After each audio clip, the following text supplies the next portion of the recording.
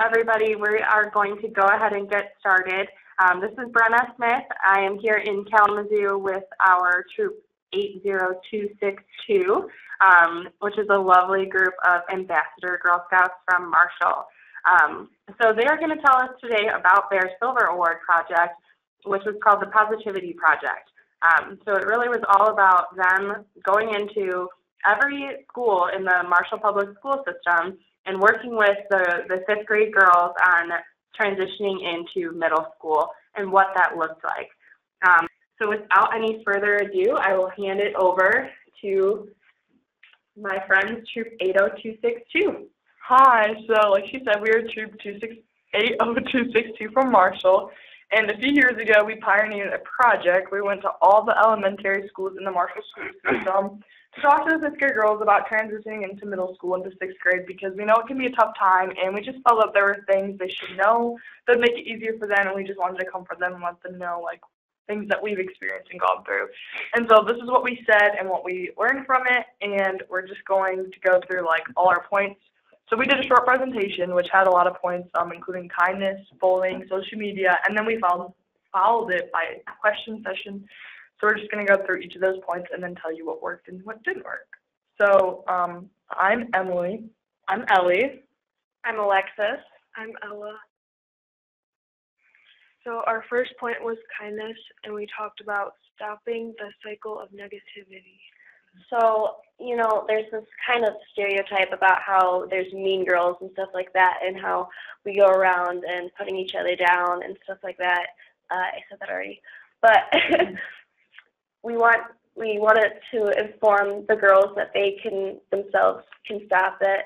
They don't have to be a part of the problem, and they should actually go around, you know, building people up and reaching out to people. And essentially, it's about being more aware of how your negativity can affect others. Yes.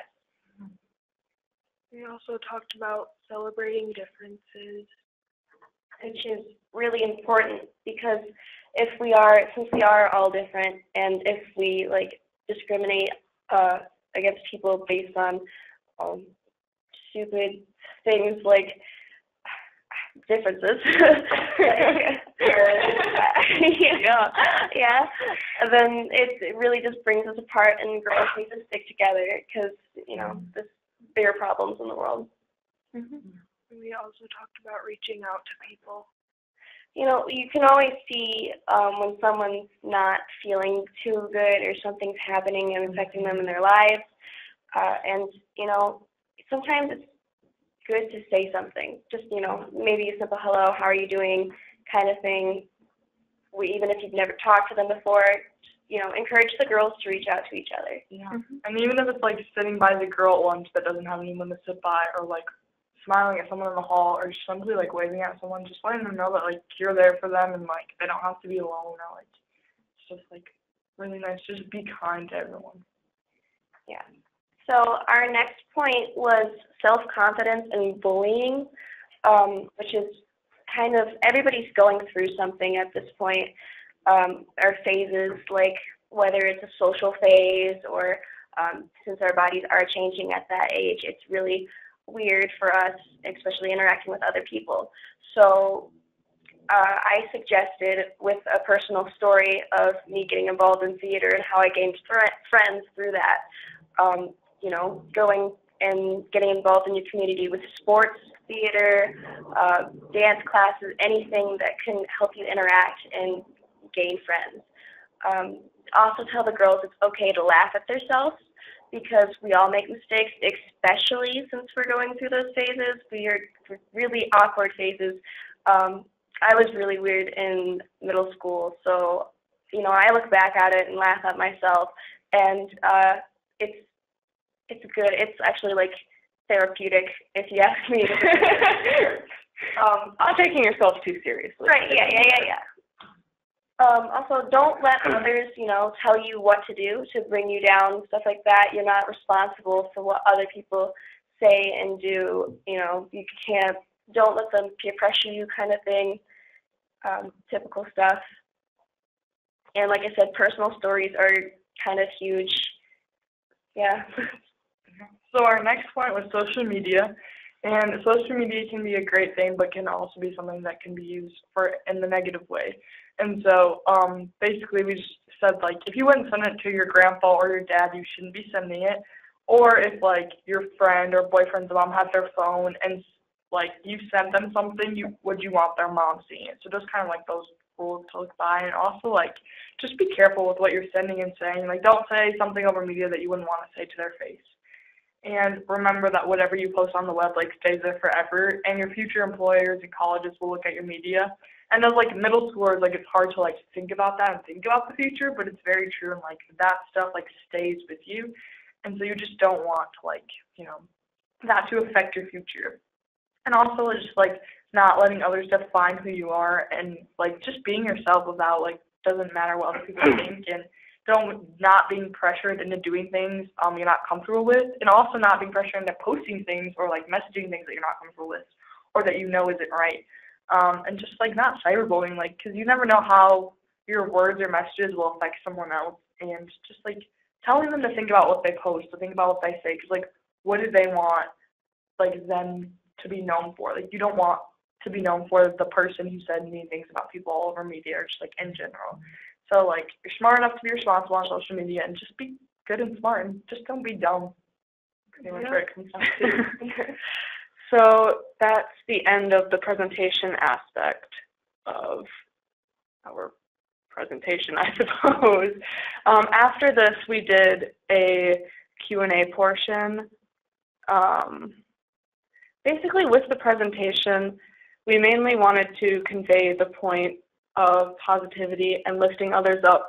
We don't want to come across as too preachy, and we certainly don't want to scare them about going into middle school. This is just about, you're going to be okay, and these are some of the things that you can do to help you be okay.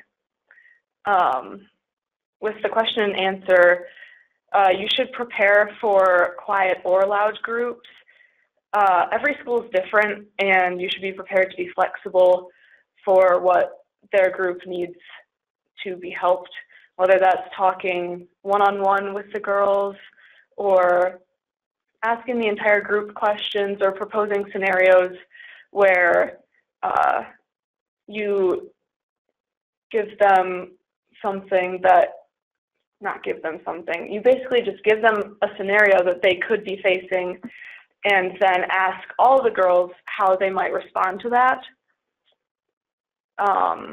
What worked for us was talking one-on-one with the girls and taking lots of questions, more questions than presentation, and being flexible for each group and sharing personal stories and anecdotes. What we think we would do next time, or what we suggest that you do when you do this presentation, is, again, have a shorter presentation, more time for questions. Be prepared for questions about bullying, because this is something that we weren't really prepared for, but it came up a lot, and girls might ask really specific questions about what they should do in a situation or who they should talk to, and you should be prepared with that information. And I think that's it. Awesome. Well, thank you, girls. I think that was a lot of really great information.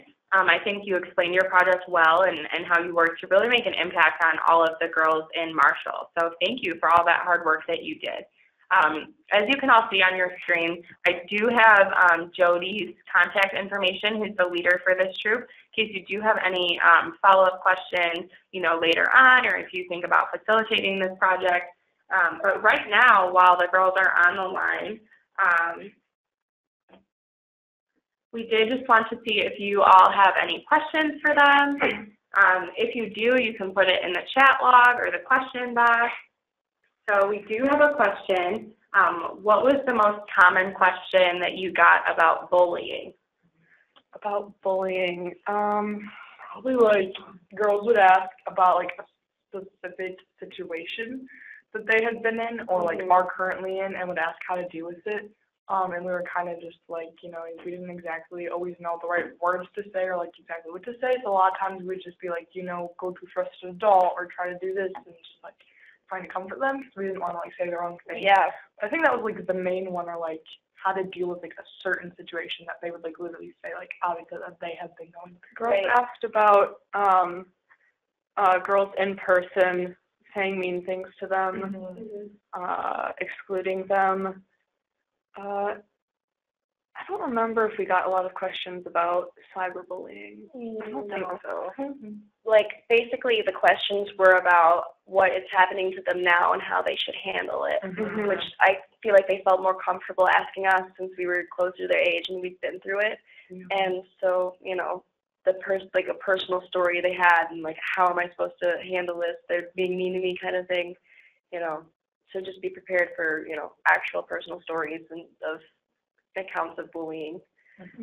What was your favorite part of working on this project?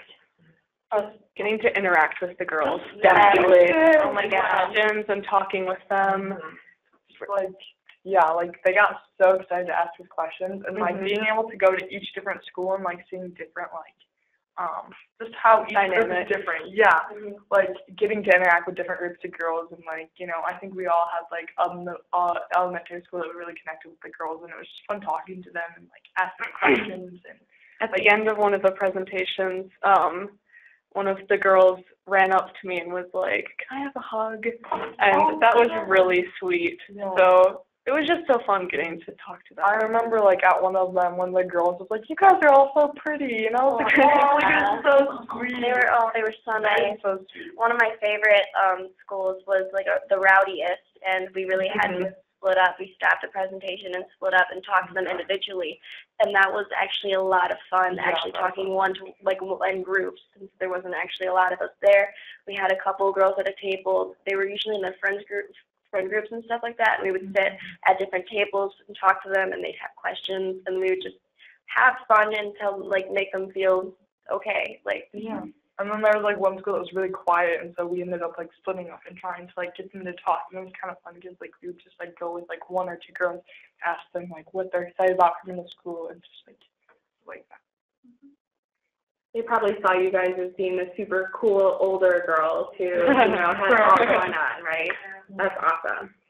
We do have another question. So was the presentation given during the lunch hour? Was it after school?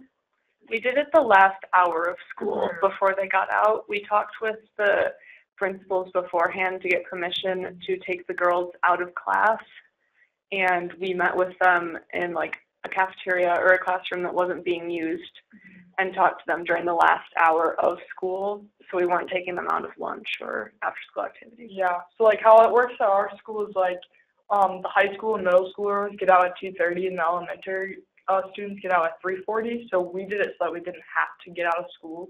So we left our school like when we got out and went to their school like within 10 minutes so that we would have an hour for them. And yeah. What was it like working with your school district to help make this happen? Like talking to the principals and stuff like that. I didn't really do that, so I was just there to present. So that was I think the ones who talk to the principals are the ones who aren't here today. I remember I talked. We went to Gordon. Yeah. Yeah. Most of them, I think, were pretty. They were all very cooperative. Very really. And the teachers were really on board too. So yeah, it wasn't. I don't think it was that difficult to get. Yeah, like just talking to them about the project and like what the purpose of it is. They're pretty usually like okay with it because, you know, they want to see these girls succeed too, and they've had us too. You know, that was kind of cool thing too. Is a lot of us have had like. Every school we went to, pretty much anybody had at least had that teacher at one point too. So they're very open and like letting us come in, and I think that like they liked the idea of it, and it was like something new that we haven't done before. So yeah, and seeing us come back for the positivity project, I think also helped the teachers feel like they're, you know, doing good. We do have a comment. You ladies are amazing. Thank you. Thank you. All right, everybody. Well, thank you so much for tuning in. This recording will be made available, so I will keep everybody posted on when that is available. In the meantime, if you do have any questions, feel free to send an email either to me, Brenna, at bsmith@gshom.org. Thank you again for tuning in, and thank you to you ladies for sharing your wealth of knowledge and wisdom, and thank you for really making the world a better place. Well, thank you. Good night, everybody. Thank you.